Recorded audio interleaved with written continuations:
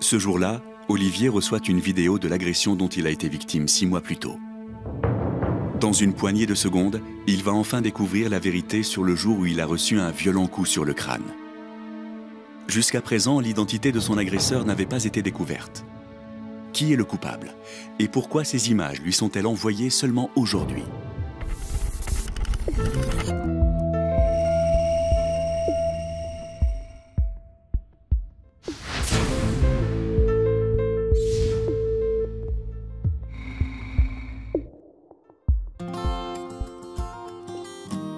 C'est dans ce petit village près de Strasbourg que les événements ont pris une tournure décisive 1 mois plus tôt.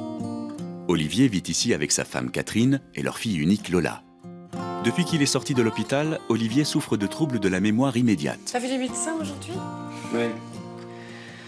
Ils ne sont pas très rassurants. Il y a des améliorations, mais j'ai toujours des trous noirs. Par exemple, ce matin, je me souviens même pas de ce que j'ai fait. Mais si, papa. C'est moi qui t'ai accompagné à l'hôpital, tu t'en souviens pas? Oui, enfin... Ouais, je nous vois en train de quitter la maison, mais... Après, je me souviens pas. Mais si.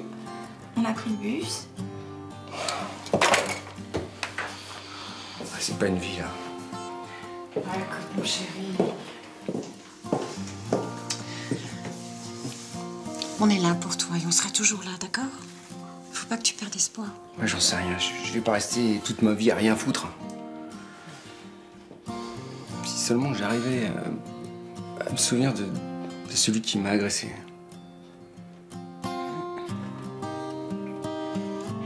Olivier ne savait pas qu'il avait agressé sur son lieu de travail. Et personne ne l'avait jamais vraiment su. À l'époque, il travaillait dans l'entreprise de négoce de bois de son père. C'est vrai qu'il avait beaucoup d'ennemis, mais de là à le frapper si violemment. Voilà, et depuis, c'est moi qui assumais tout dans la famille.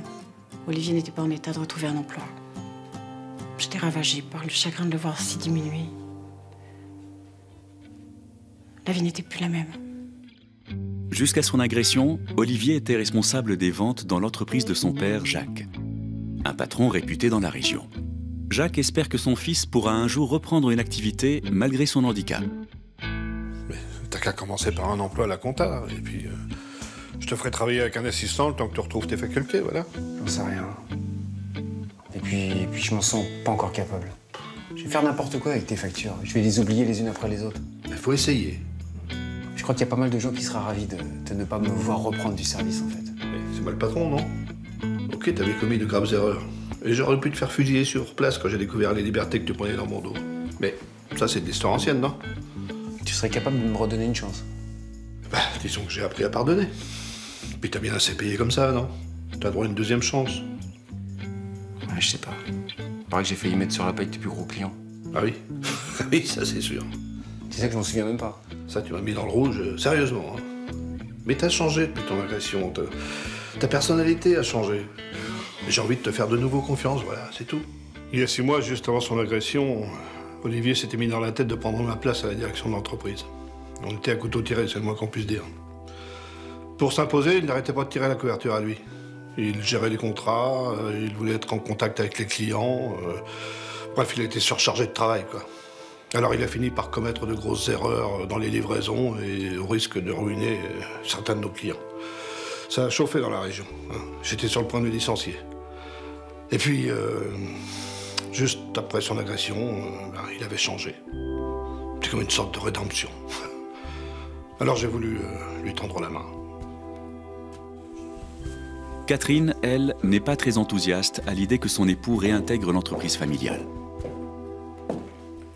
Écoutez, Jacques, je sais que vous rêvez de travailler à nouveau avec votre fils, mais je vous ai déjà dit ce que j'en pensais. C'est une mauvaise idée. Non mais il a toute sa place dans l'entreprise, je vous assure. Oui, mais il vient d'être agressé, d'accord? Et j'ai pas envie de revivre ça. En plus, je suis persuadée que c'est un de vos clients qui a fait le coup. Vous pouvez pas me dire le contraire. J'ai pas envie qu'il soit à nouveau confronté à eux. Moi, je crois surtout que c'est parce qu'Olivier passait trop de temps au bureau que vous n'avez pas envie qu'il retourne là-bas. C'est vrai que ça compte aussi. Tu as des horaires de fou et t'étais jamais à la maison. Il paraît. Moi, il y avait que ton boulot qui comptait pour toi. Et moi, j'ai pas envie que tu retombes là-dedans. Tu comprends? Bon, je vous laisse y réfléchir. Mais je crois vraiment qu'il est temps que Olivier retrouve du boulot. Oui, peut-être, mais pas celui-là. Allez, salut. Quand il travaillait dans cette entreprise, Olivier rentrait tous les soirs à pas d'heure. Et il me laissait tout gérer à la maison. Il délaissait sa fille, il délaissait sa vie de famille. C'était un petit arriviste. Il n'avait que son boulot en tête. Aujourd'hui, j'espérais qu'il avait changé. Et c'est vrai que depuis son agression, il était plus attentionné, plus doux avec moi. Pour aider à fixer ses souvenirs, Olivier consacre tout son temps à la peinture. Une forme de thérapie qui ne plaît pas à tout le monde dans la famille. Eh bien, je vais finir par être jalouse. C'est tout le contraire de moi. Elle est brune, les cheveux courts, les yeux clairs. Je sais pas. J'ai l'impression de la connaître. C'est son visage. Il m'est familier. Mais t'as pas envie de t'aérer l'esprit? Je sais pas, moi, peindre des paysages. On vit dans une région magnifique, quand même. Maman, tu peux le laisser tranquille, oui? Tiens, ça avance, ta révision de bac français, là? T'as revu combien de textes aujourd'hui? C'est pas la semaine prochaine que t'as ton bac blanc? Je suis pas en mode boulot, ça me saoule de réviser. Ah, t'es pas en mode boulot? Eh ben, il va falloir faire un effort pendant que ton père se passionne pour une autre femme que moi. Bon, je peux finir mon portrait quand même? Toujours le même visage. Il tombait littéralement amoureux de cette femme qu'il peignait sans cesse. C'était devenu une véritable obsession. Et pendant ce temps-là, il ne s'occupait pas de Lola, alors qu'il passait des journées entières à la maison. Il aurait pu l'épauler pendant ses révisions. Eh bien non.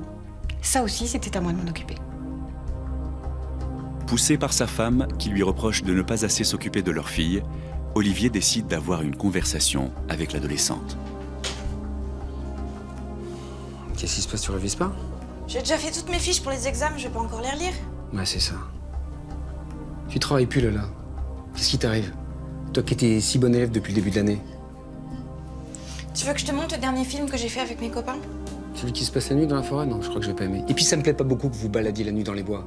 Mais il nous est jamais rien arrivé, sois pas vieux comme ça. Allez, je te montre, c'est un film policier. Je préfère que tu te concentres sur tes examens. De toute façon, tu t'intéresses jamais à ce que je fais. Mais tu crois quoi? Tu crois que tes films vont te faire vivre un jour? Mais c'est pas ça la vie. La vraie vie, ça commence par le travail, et le travail, ça commence par passer son bac. Mais quand est-ce que tu comprendras que c'est ça que je veux faire de ma vie? Je veux être cinéaste. Mais qu'est-ce que tu crois? Moi aussi, j'avais des rêves à ton âge. Mais j'en suis revenu. Parce que le plus important, c'est de trouver un vrai travail. Tout ce qui comptait pour mon père, c'était sa petite personne, sa peinture. Alors que moi aussi, j'avais du talent, mais il voulait jamais le reconnaître. Je faisais partie d'une association. On faisait des petits films policiers dans les bois. Et tous mes copains disaient que j'avais un vrai truc. Ils me suivaient dans mes délires. Mais mon père, lui, il en avait rien à faire. J'existais pas pour lui.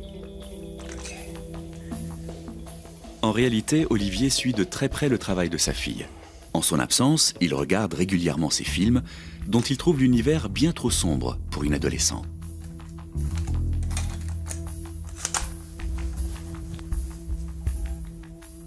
Non! Non! Tu peux pas me faire ça!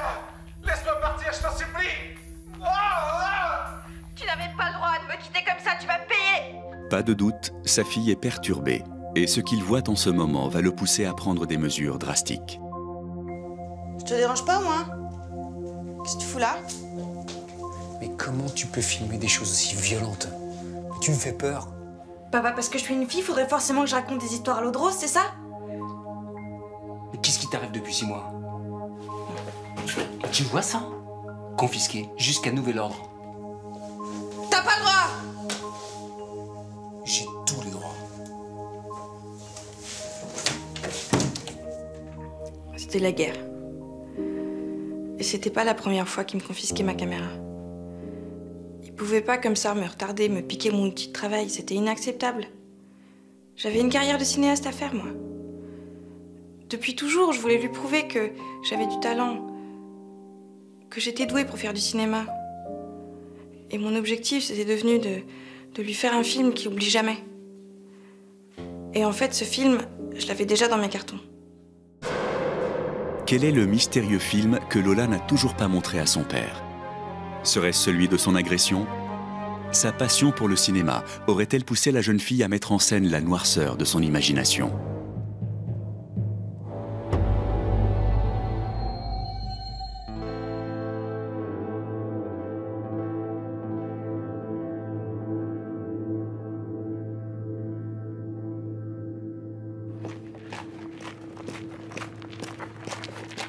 Quelques jours après l'altercation entre le père et la fille, Catherine rentre avec un étrange colis, sans aucune indication d'expéditeur.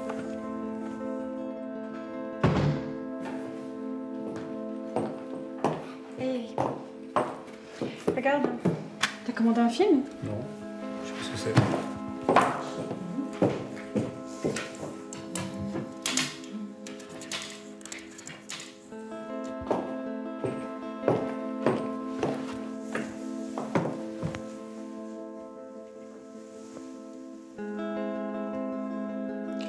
T'es retourné au travail?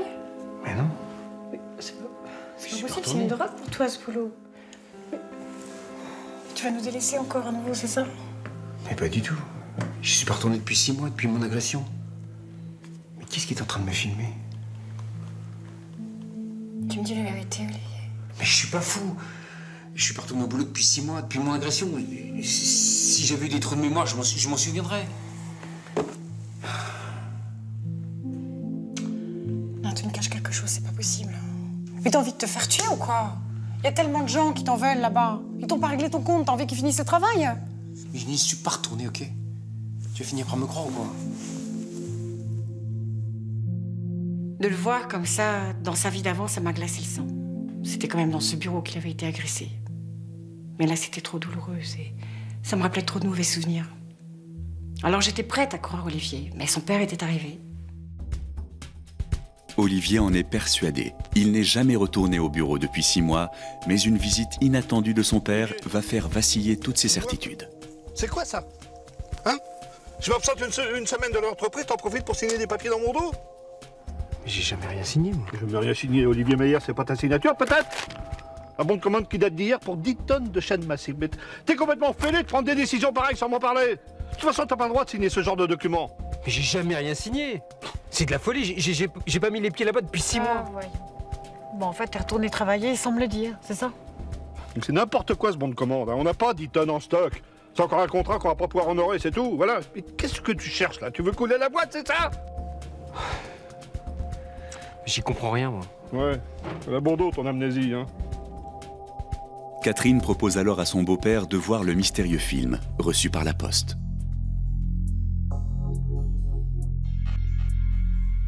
Mais tu vois que t'es allé bosser? Mais pourquoi on m'aurait filmé? Je sais rien, moi. Quelqu'un dans l'entreprise qui a voulu m'alerter. T'as pas que des amis là-bas, tu sais. Hein. Et pourquoi on m'aurait envoyé la vidéo à moi? Je sais pas. T'as aucun souvenir de ton passage dans ce bureau? Ça aurait pu être quand? Un jour où t'étais tout seul? Hier, par exemple? Je sais pas, je me souviens plus. Peut-être que vous avez raison, je me souviens pas de ce que je fais de mes journées. Qu'est-ce que ça voulait dire? Reprendre son poste sans me le dire? Signer des bons de commande alors qu'il ne faisait même plus partie de l'entreprise? Moi, je pense qu'il voulait me nuire, encore une fois. Je pensais qu'il savait très bien ce qu'il faisait. Il voulait m'évincer. Et il se servait de son handicap pour me mener en bateau et reprendre le contrôle de l'entreprise. Mais ça, j'allais certainement pas le laisser faire. Jacques aurait-il été capable d'agresser son fils dans son bureau 6 mois plus tôt? Ce père au sang chaud pour qui rien ne compte plus que l'entreprise qu'il a bâtie et qu'Olivier a mise en péril à plusieurs reprises.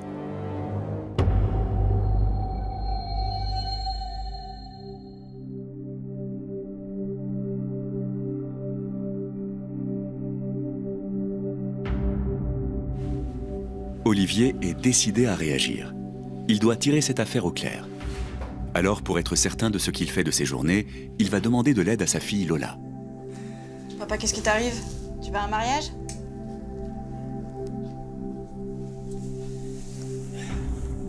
Je te rends ta caméra, mais en échange, tu me rends un service. Tu me filmes toute la journée.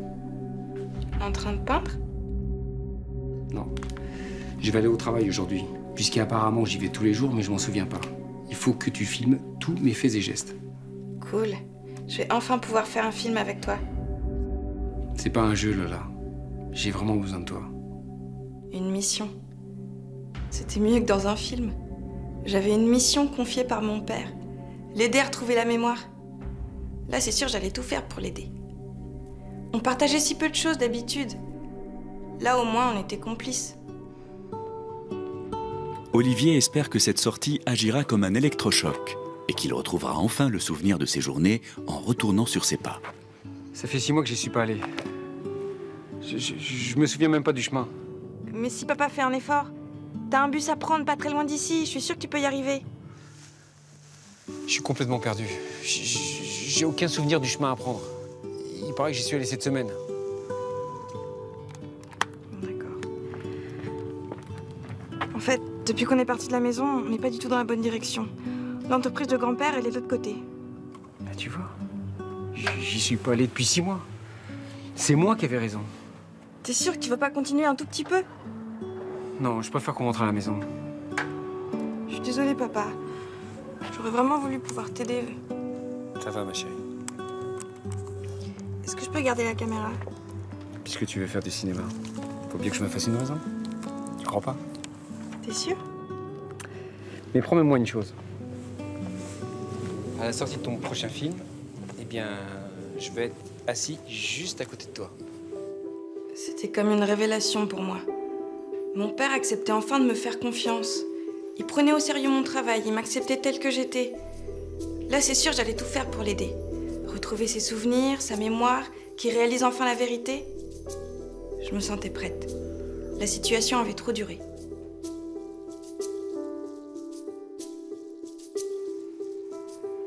Catherine attend Olivier à la maison. En le voyant revenir en costume-cravate, dans son esprit, la situation ne fait plus aucun doute. Là, j'en avais enfin la preuve. Il avait son costume et son attaché-caisse. Il était reparti travailler, mais sans me le dire. Mais je comprenais pas pourquoi il s'acharnait comme ça, à vouloir retrouver sa vie d'avant. Depuis le début, il se moquait de moi. Mais sa supposée mémoire défaillante, ce n'était que du vent. Il savait très bien ce qu'il faisait.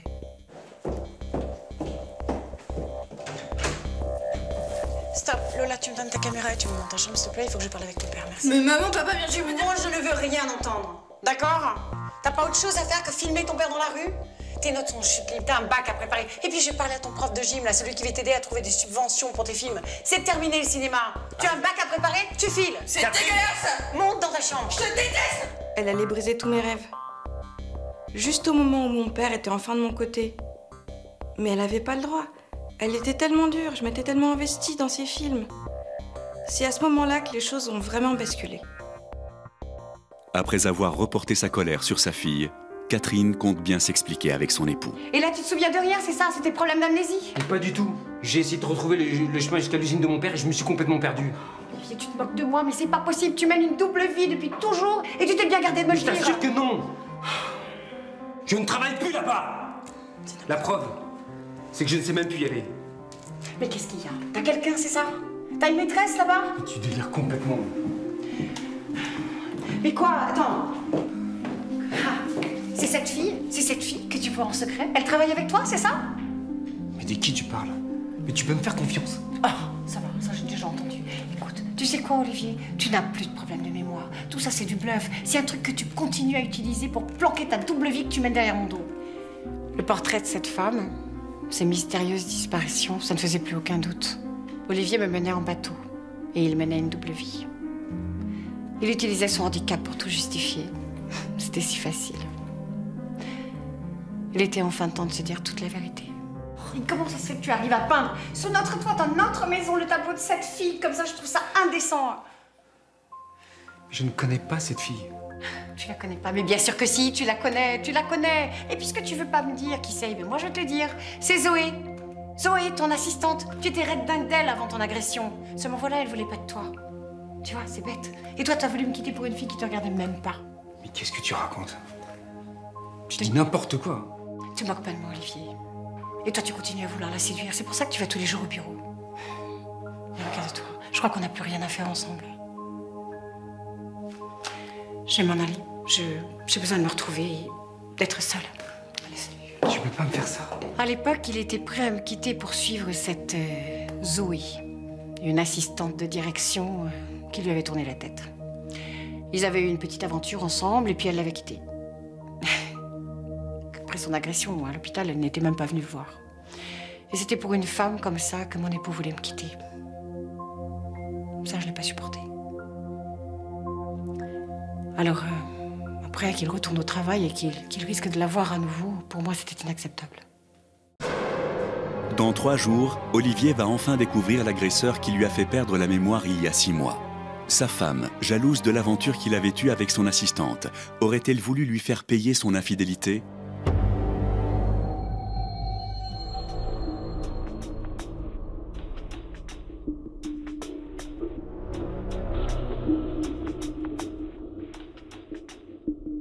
Catherine a quitté le domicile familial.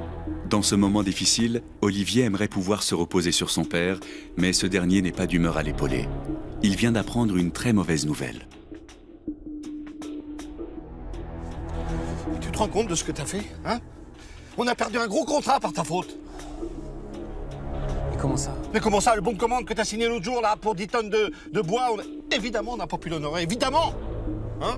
Alors l'histoire se répète. Encore une fois, tu mets l'entreprise en péril, Olivier!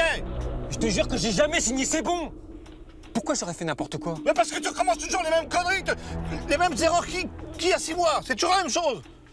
Tu sabotes l'entreprise pour me nuire, pour prendre ma place.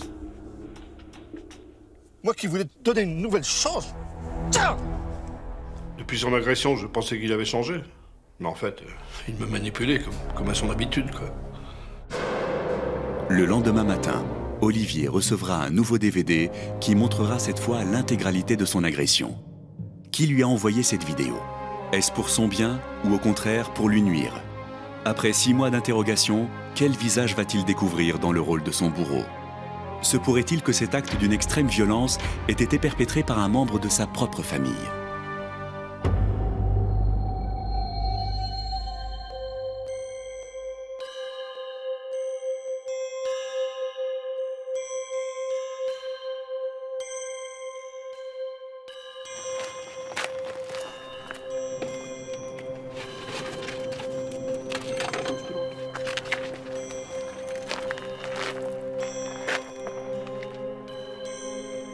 Ce matin-là, en relevant son courrier, Olivier récupère un nouveau colis.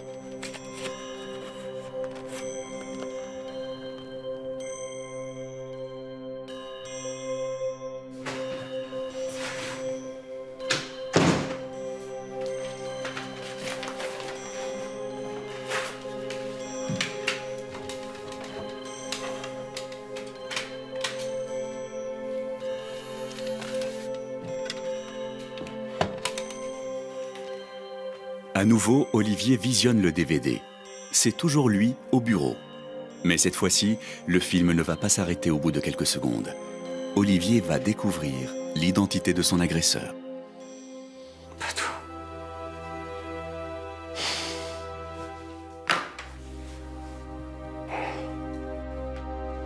Arrête! Reste là. T'as peur que je voie la vidéo? T'inquiète pas, papa. Ça fait des mois que je la vois, cette vidéo. Comment ça? À l'époque, je voulais te faire une surprise pour ton anniversaire. Alors j'ai placé une caméra dans ton bureau pour te filmer sans que tu le saches. Ça devait être un film d'anniversaire, une surprise. Un petit film de famille, quoi. Et puis, quand j'ai visionné la bande...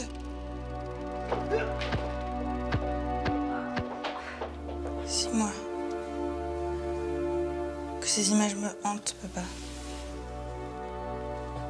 Tu te demandais pourquoi j'étais fascinée par les films d'horreur? Ben voilà, t'as la réponse.